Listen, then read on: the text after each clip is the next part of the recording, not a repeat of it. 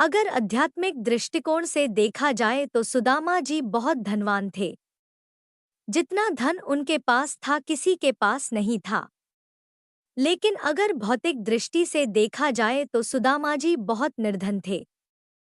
आखिर क्यों मिली थी सुदामा को गरीबी? एक ब्राह्मणी थी जो बहुत गरीब थी। भिक्षा मांग कर जीवन यापन करती थी। एक समय ऐसा आया कि 5 दिन तक उसे भिक्षा नहीं मिली। वह प्रतिदिन पानी पीकर भगवान का नाम लेकर सो जाती थी।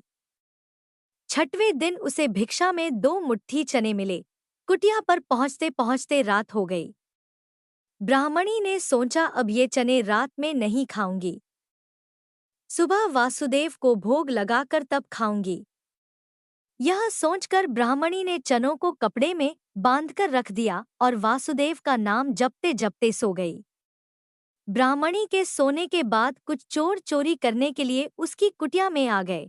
इधर उधर बहुत ढूंढा, चोरों को वह चनों की बंधी पोटली मिल गई। चोरों ने समझा इसमें सोने के सिक्के हैं। इतने में ब्राह्मणी जग गई और शोर मचाने लगी। गांव के सारे लोग चोरों को पकड़ने के लिए दौड़े। चोर वह पोटली लेकर भाग गए। पकड़े जाने के डर से सारे चोर संदीपन मुनि के आश्रम में छिप गए। संदीपन मुनि का आश्रम गांव के निकट था, जहां भगवान श्री कृष्ण और सुदामा शिक्षा ग्रहण कर रहे थे। गुरुमाता को लगा कि कोई आश्रम के अंदर आया है।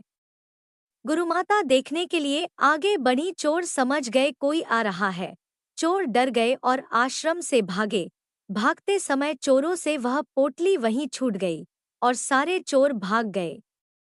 इधर भूख से व्याकुल ब्राह्मणी ने जब जाना कि उसकी चने की पोटली चोर उठा ले गए, तो ब्राह्मणी ने श्राप दे दिया कि मुझ दीनहीन असहाय के जो भी चने खाएगा वह दरिद्र हो जाएगा।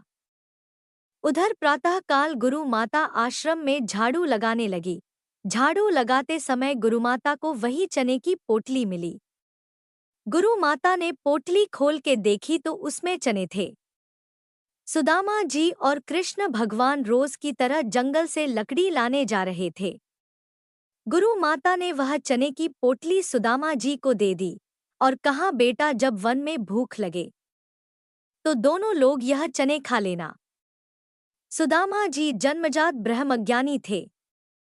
जैसे ही चने की पोटली सुदामा जी ने हाथ में लिया वैसे ही उन्हें सारा रहस्य मालूम हो गया।